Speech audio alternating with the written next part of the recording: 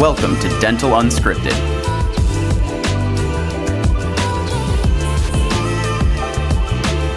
where Mike Dinsio and Paula Quinn break down the practice ownership journey, one episode at a time. Starting up, buying, and running a successful dental practice.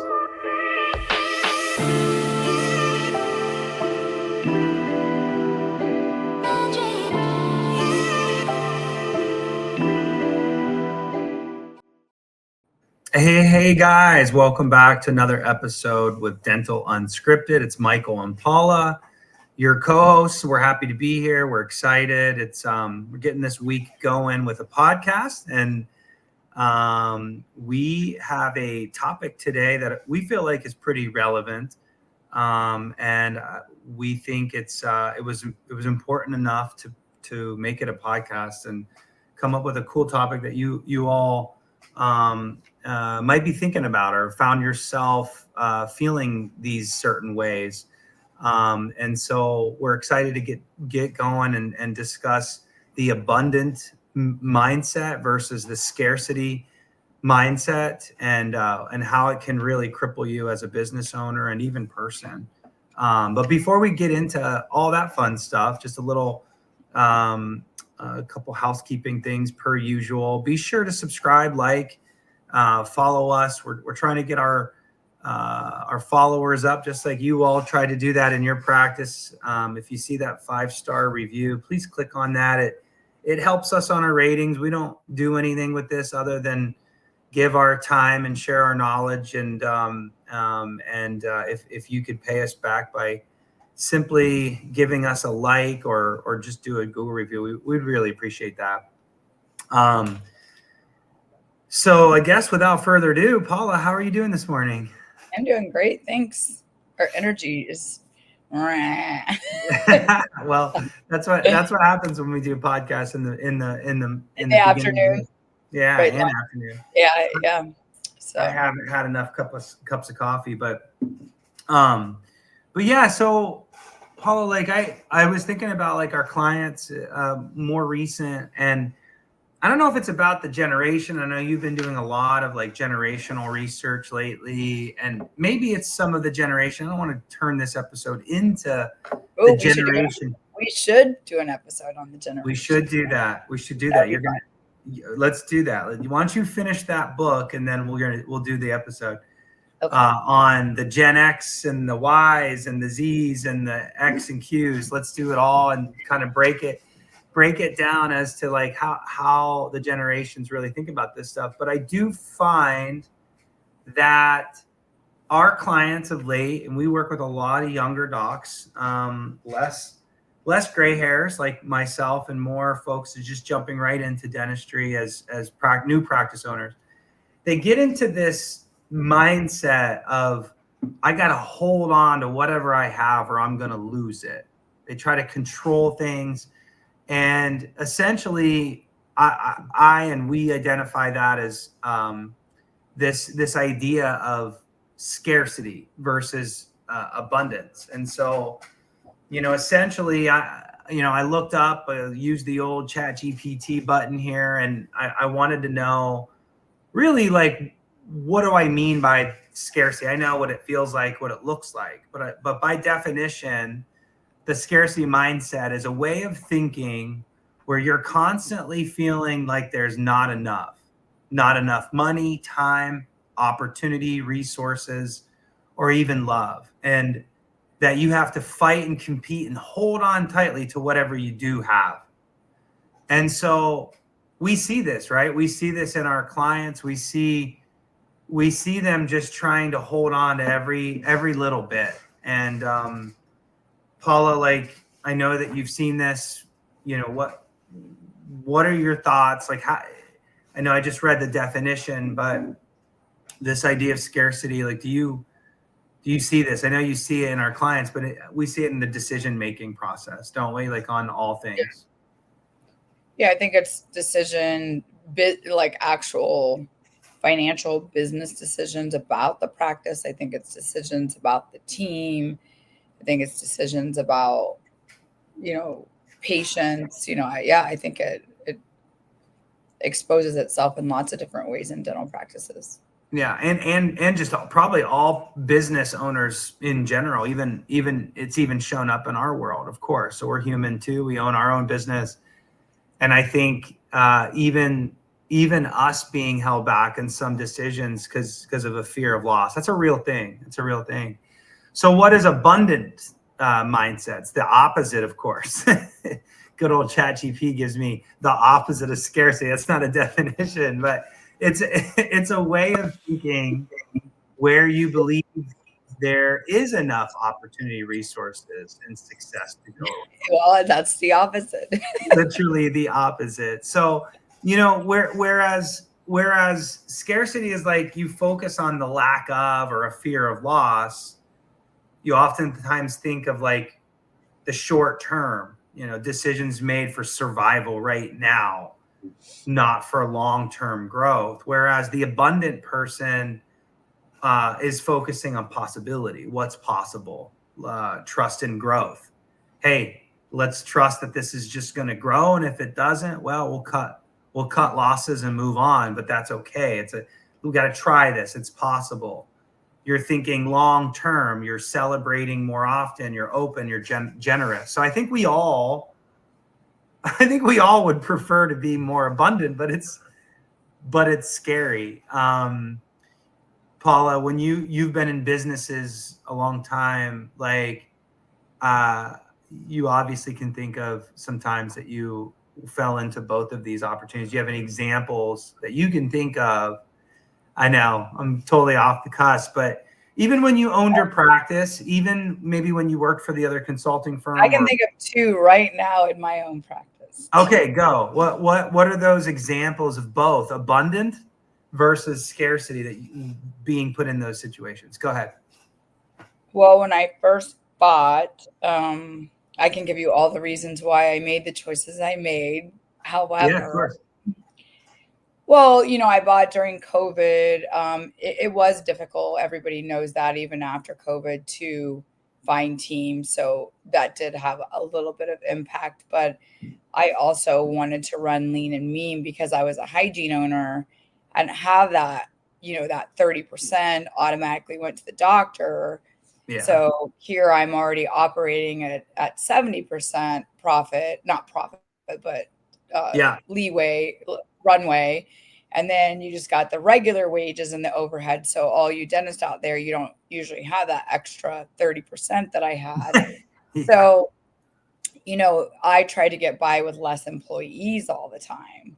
Mm-hmm. And what I sacrificed was growth for a while. And I think it was because I couldn't be everything. I knew, and there's lots of reasons, and this sounds arrogant, but I knew how to grow a practice. I know that more than the average bear, but because I was dental assisting and doing hygiene and doing all the things, I couldn't even focus on like going out and doing the marketing and doing the things.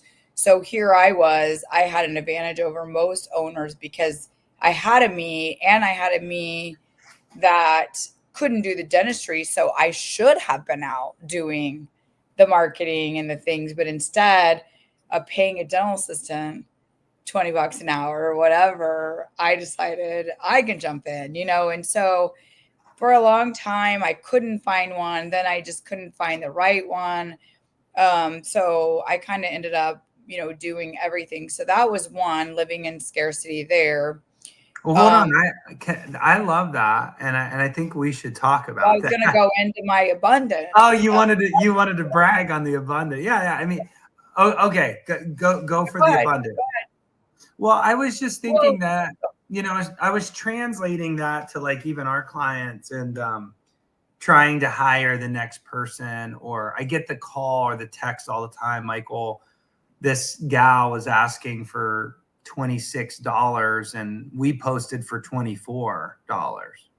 Can we afford that? And it's just that. It's like, do you think that this, it's not so much that decision, but it's ultimately, investing in the future in the long term and not being scared of growth. And I remember when you were in that mode and you were running around, and I could see it as clear as day, right?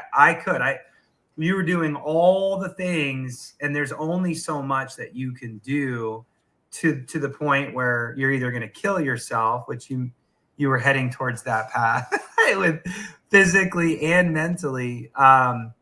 But, you know, being stuck in that and being afraid of the finances, that's a real thing for sure. I think a lot of people can relate to that. So I don't know. I was just kind of going off on that, but I remember that, and it was clear as day to me, and it was not clear as day to you, rightfully so. And I think that's why consulting or a friend or a mentor that knows you intimately, they can pull you out of that. They can give you a different perspective that's not feeling it. But man, is it hard to make those decisions even when you have a friend or consultant tell you what you need to do. Yeah. So, okay, go ahead. Abundant. It's a good example of you and abundance. Well, that same scenario, I was going to give the other side. When I finally let go, took me a while. Mm-hmm.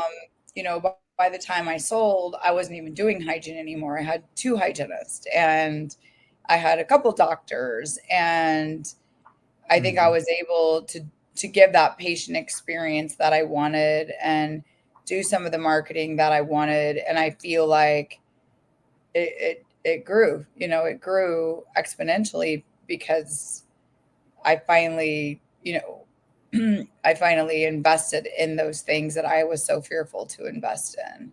It's almost you got to spend money to make money, but you got to do it with strategy. But you have to have the time to strategize, because if you're just living in scarcity, you're always just treading water. Like you can't even sit down long enough to be like, okay, if I did this, what would I have to ROI to do this, you know? So you get stuck just doing, so you don't have time to look at the vision, strategize, really sit back. So I like what you said, like you do need that person, that coach, that friend, that mentor that can help you break it down in bite-sized pieces so that you can see the other side. But I do think that, I mean, docs, anyone who's listening, I can say this for me, there's nobody to better to bet on than yourself.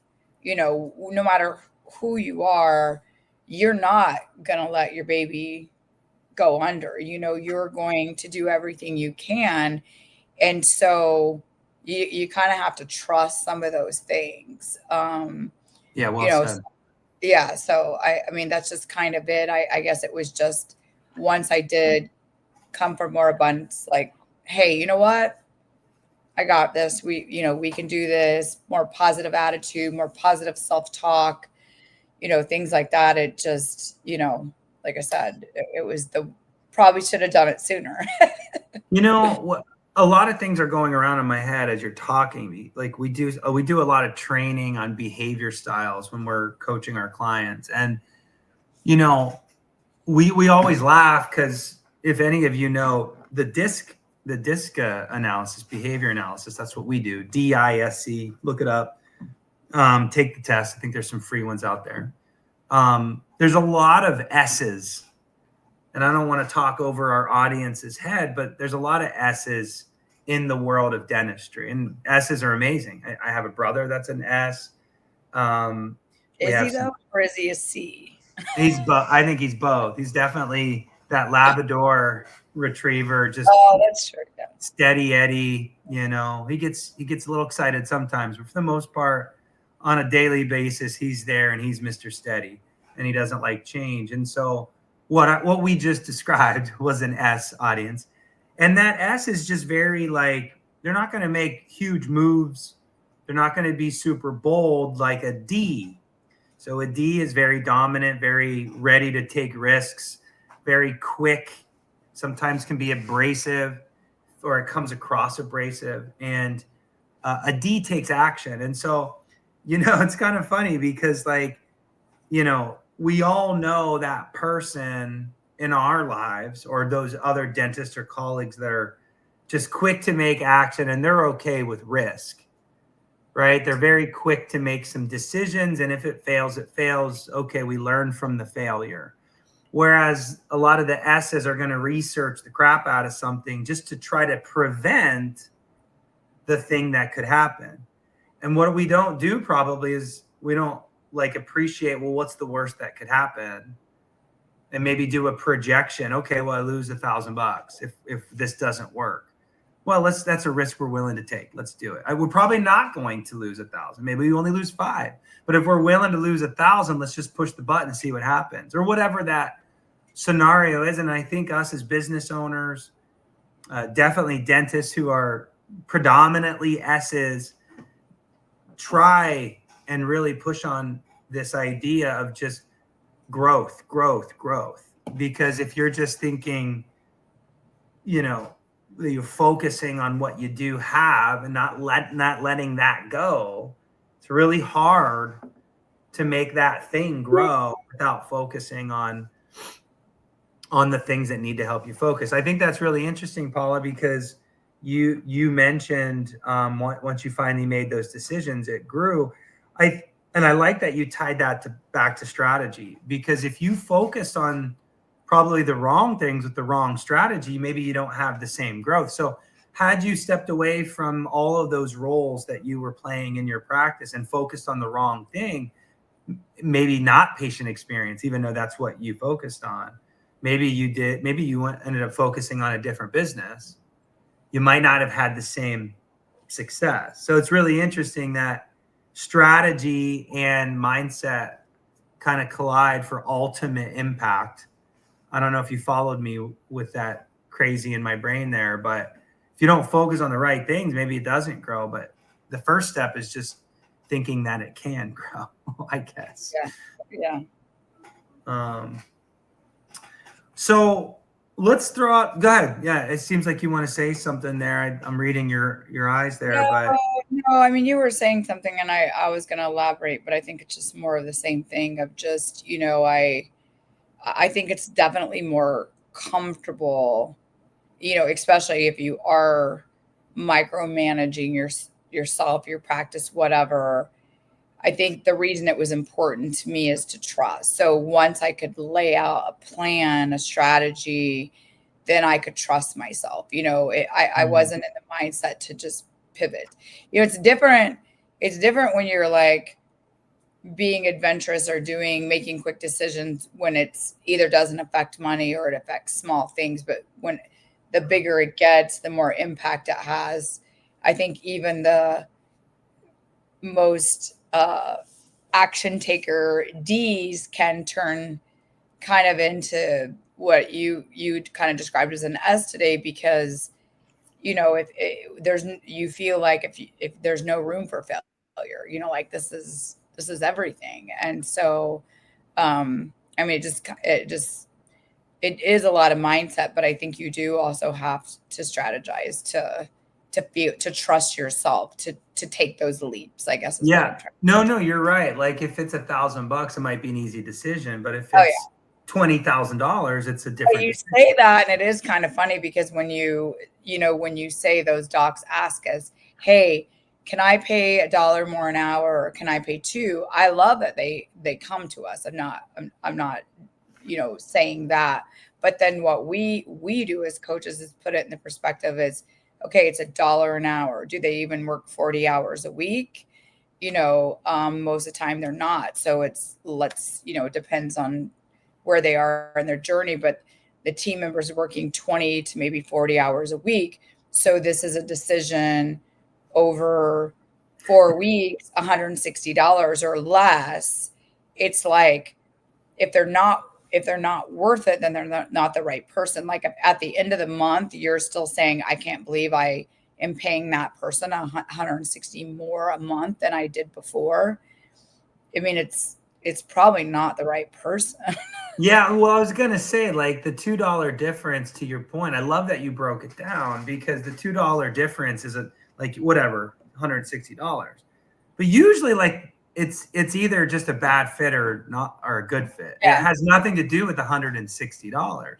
But I think when people are making these decisions, it's like, okay, so we just got off the telephone with a doctor and he's not doing so well. Let's just put it that way. He's in year 3. and he could be doing much better, and he'll admit that. But we had the whole discussion about fee for service versus get in network. And so here we have a very low collection practice, not where anybody that's listening would be happy with, not at all. But he's sticking, not necessarily, but a lot of doctors do. They're sticking to the fee for service strategy. Well, Delta Dental is dropping it from fee for service $1,500 all the way down to $800. That's ridiculous, and I'm not willing to drop it. I'm worth more than that. Meanwhile, there's holes through the schedule. There's 2 patients on the schedule today. So it's just kind of like, okay, where are we drawing our line? And let's forecast this out to see how this plays out. To Paula's point, run it out and see what is at risk. But ironically, usually you can pivot if something's not working so that the impact isn't so big. I think that's the thing about folks that are in an abundant mentality. If they're constantly thinking growth, it doesn't mean that they're making perfect decisions every time.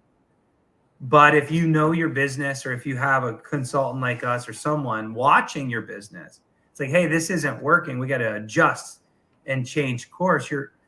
It's going to be fine to do that. But if you're constantly pushing the envelope, constantly trying to figure out how to grow, usually things work out. There's growth. Yeah. Focus grows, right? Yeah. Yes, I think I totally agree. And then the other thing, which we get a lot of, so I'll follow on my sword here on this one too. And you got me out of this hole when I was spending the money on marketing, and so now I'm really good at when people are doing marketing, look at ROI, and I didn't think it was working, and so I cut it. Mm-hmm. And then I realized it was working. And even though I knew it brought people in, each choice was costing me like $5,000. Each decision to drop some mailers, it was $5,000 or whatever. Well, each decision to reinvest. Yeah. And so when it came time, one time I was just like, no, I'm thinking $5,000. I don't have it. I don't want to spend it. It doesn't bring a whole lot anyway type, mentality. And then when I stopped, it quickly did impact. Mm-hmm. And so I see it all the time. And I can't even, maybe you can help with this, Michael, because we had this recently. It's like odd. We have a few doctors that when something's working, it's working great. But when they have to cut that next check, all of a sudden they just drop it. Oh, let me try it on my own. Let me not do this. And it's like, but if it's working, why cut it? Why? And we get into that actually a lot as consultants. It's a very natural thing to start and stop with the consultant. And some folks have consultants for 20 years and it's great. And the other consultants, they get picked up and dropped off very quickly. And we've seen it all, right, as consultants. But yeah, you're right. When you have to write that check, it all of a sudden it's like that chest tightening, and it's like I can't lose where I got. Although all the great decisions that got you to the place that's working, that just goes right out when you're getting ready to write the check. And and it's super weird. Business owners go through this, even you and me. When I think about our very first employees. If any of them are listening, you guys, Paula and I would sit on the phone and just be like, well, gosh, how are we going to make this work? And whatever we give them is right out of our pocket, and we can't really afford this, but let's just do it. And that was an abundant decision. And guess what? The whole thing grew. But if we were stuck in, gosh, we've had great success, just you and I, and we can handle these clients, and then we didn't hire that next employee or whatever, we never would have taken that next step and that next step. And so, and ironically, the bigger you get, the bigger the checks get, the harder it is to write it. So I really have a lot of respect for those folks that grow very consistently to very big companies because they get to a point, they got to write an even bigger check, and they get to another, and then pretty soon $200,000 checks are no big deal to $20 million companies. Some people out there, yeah. Yeah, some people out there. You know, a $5,000 mailer is probably the equivalent to the size of business that you were, and you're like, oh shit, I'm not writing this one right now. Yeah. It's a real thing. And I think that's business owner 101. And that's why we're having this podcast, because when you focus on growth and have the right strategy behind it, it grows. It's just a fact. I would think probably the best thing you taught me, even personally, you know, is like a meeting of the mind for me. And we talk about this all the time working on your business. And I think before you make those decisions of scarcity, before you choose, you know, oh, I just can't write that check, whether it's for an employee, whether it's for technology, whether it's for coaching, whether it's for marketing, if you really haven't sat down and did your homework, and I'm not talking to your CPA that says, what do you need that for? You know, kind of conversation. See, yeah, CPAs are the epitome of scarcity, by the way. Yeah. It's really you yourself sit down. And the sad part about it, it's hard for dentists because they don't even take the metrics in the first place to sit down and strategize. So if we're not really tracking referral sources, if we're not really looking at performances of our team, like, you know, we're just going to cut Paula because this. Well, why don't you sit down and look at not only the production physically that I brought in, but the enrollment that I've helped with, the patient experience that I've helped with.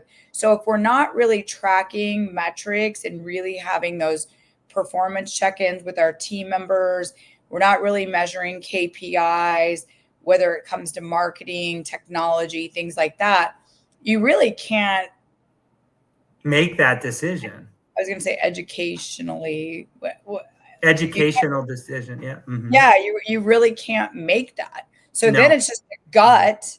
Oh, $5,000. I can't do it. And they just cut it. Yeah. When you're making decisions on gut, stop. I think that's a great, and I mean, look, women make great decisions on their gut. Men don't. So if you're a man, stop doing that. If you're a woman, sure, lean into it. I don't think that's true, Michael. But what I was gonna say is the trump card is the metrics, it's the numbers. And I love that you said that, because you know, even we went through some consulting at our company, and they are big on numbers and scorecards and metrics. And you can't run your business without understanding metrics. And we have tons of episodes and tons of things on metrics. We just did one on KPIs, but 100%, like Paula just did. Oh, $2, how many hours times 4 weeks, $160 decision. And then the next part to that is, what can I implement to make it worth the $2 an hour? You know, and it goes with same technology, right? It's all of this. So you've got to have the system in place to get the metrics. Then you got to take the metrics, and then you make your decisions on the metrics, is the way I look at it. So let's talk about verbal skills, because I think it's the conversation that we're having with ourselves and with others that drives this mindset. I think that if you wake up every morning and you're scared and you're saying, how am I going to survive this month, this week, this year? What am I going to do when that dentist moves in next door? Yeah. What am I going to do if I lose Tammy at the front? How am I going to survive? Yeah. Like I wish I could invest in a 3D printer, whatever, right? Like, just, it's that negative glasses half empty conversation that I feel like if you try to stop yourself from that and remove those things out of your vocabulary, and you start talking about how can this happen, like what would we need to do to make this work, or what small steps can I take to create this, or when I train someone, what will it free me up to do, which is what I did.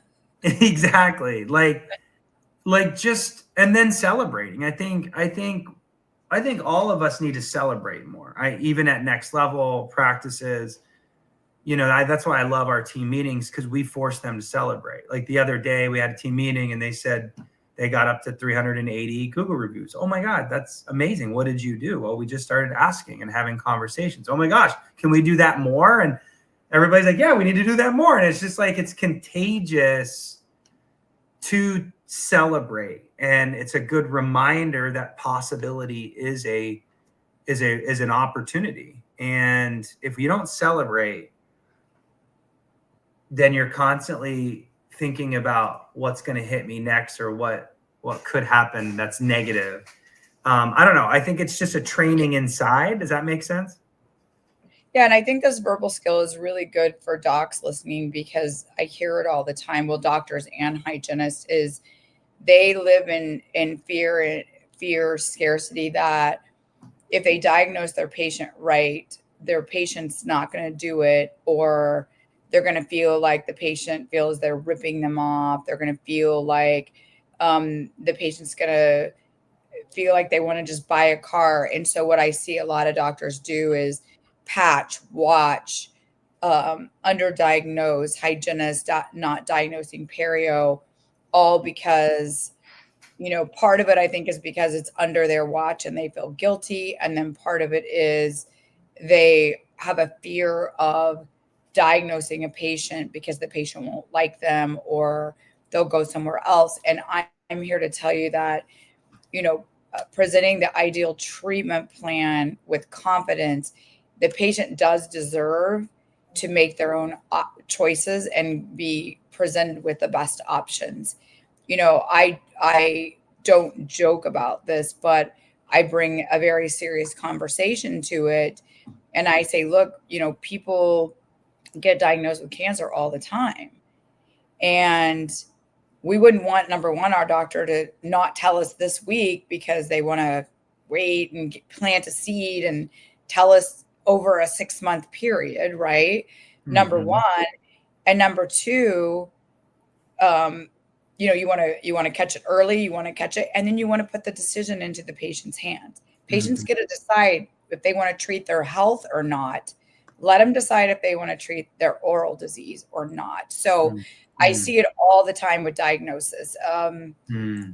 It's the fear of scaring the patient off, the fear of being the bad guy, the fear of the patient blaming them, things like that. So, but with verbal skills, I think it also goes into you were talking a minute ago, between negative talk and positive talk. And I think that, those verbal skills, what you're saying to yourself as a leader, you may not even realize how you're projecting that onto your team. So if you come in with a ho-hum, we're not doing well, the dentist is moving in next door, our fees are too high, our patients aren't going to pay them, then guess what? Your team's going to have the exact same perception and project the exact same thing onto the patient. So I think when I teach verbal skills to teams, whether it's case acceptance, phone skills, whatever it is, you never know the patient. There are some patients that don't even know what you said. They're just like, cool, whatever. They're going about their day. They don't make meaning to those words.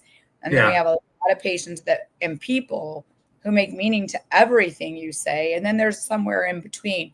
So you have to really be careful, not only how you speak to yourself, how you speak to your team, and how you speak to your patients. So I love that. I think language is so important, and it's sometimes harder when you're from Ohio and don't have great verbal. That was a joke, but no, it's sorry to make a joke of what you're saying, but absolutely, like I think how we how language is just so there's been a lot of like Instagram stuff about using better verbal. I think if you start watching that kind of stuff, you'll get into an algorithm on Instagram. I think I have before. Mine kind of went away. I don't know what happened. Oh, you stopped looking at it then. I must not have said it. You know, the last kind of thing I wanted to take this is like, you know, just a reminder that you're the leader and visionary of your practice. So your team is not that for you. They're following you. They're taking marching orders. They're not supposed to lead. You are leading, and you are the visionary. If you're not a visionary, if you're not inspiring, you need to figure out how to be, because you're not going to get the goals and things that are in your head and get them to help you do those goals without inspiring and setting bigger goals. And I think that's one big thing as kind of a last segment to this episode is if you want to start thinking more in an abundant way, you need to set bigger goals. You need to, you know, inspire your team and start having the conversation. How can we do this? What ideas do you have to help me do this? Not, hey guys, you think we could do this? It's, hey, we are doing this, and how can we? And I need your help.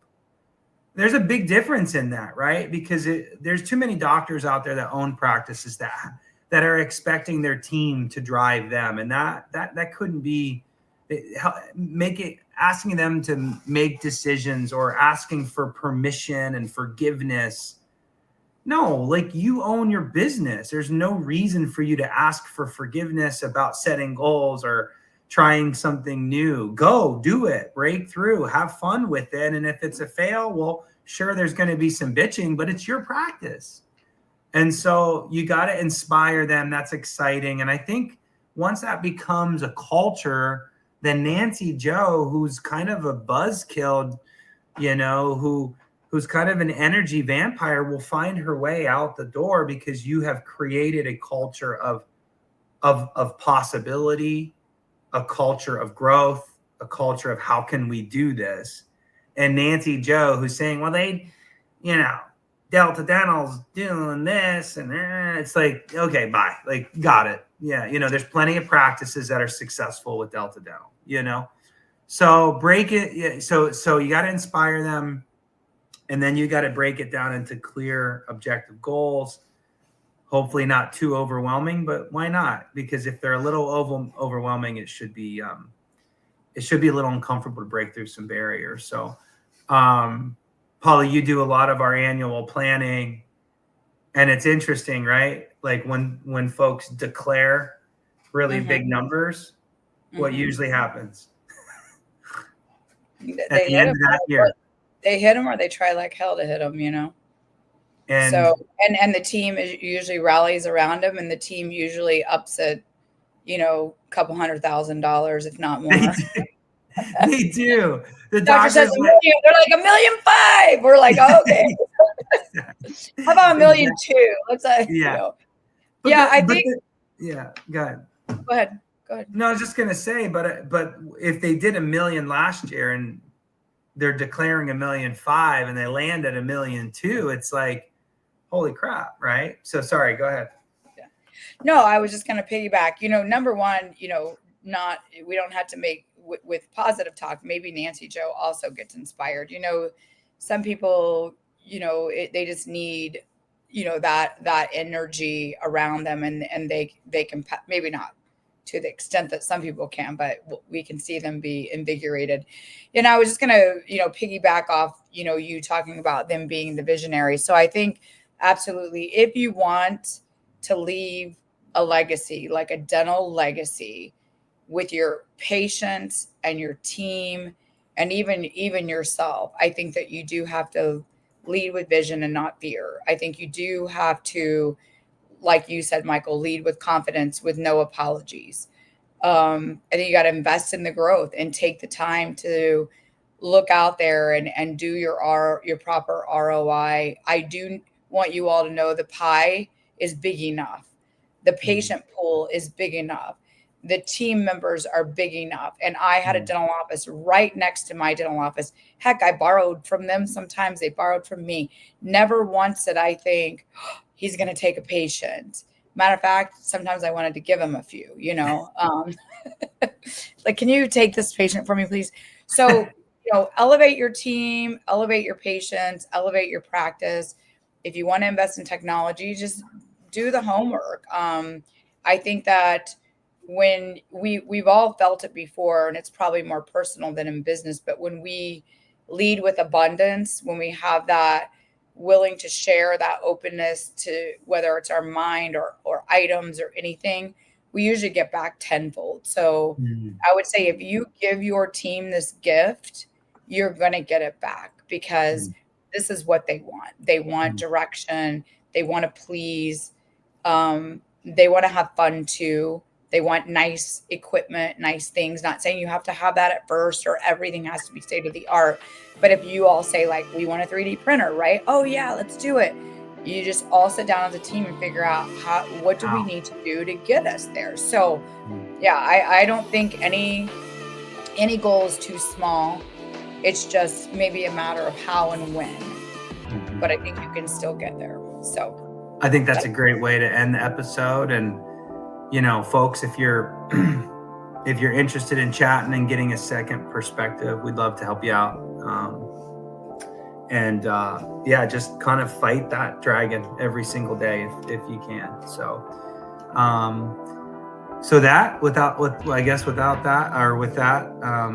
let's shut this bad boy down. Thanks for helping me get through this conversation, Paula. I think it's a good one, and I think it's important. So, okay, all right. Have a good day, guys. Peace out. Bye. See you guys. Bye.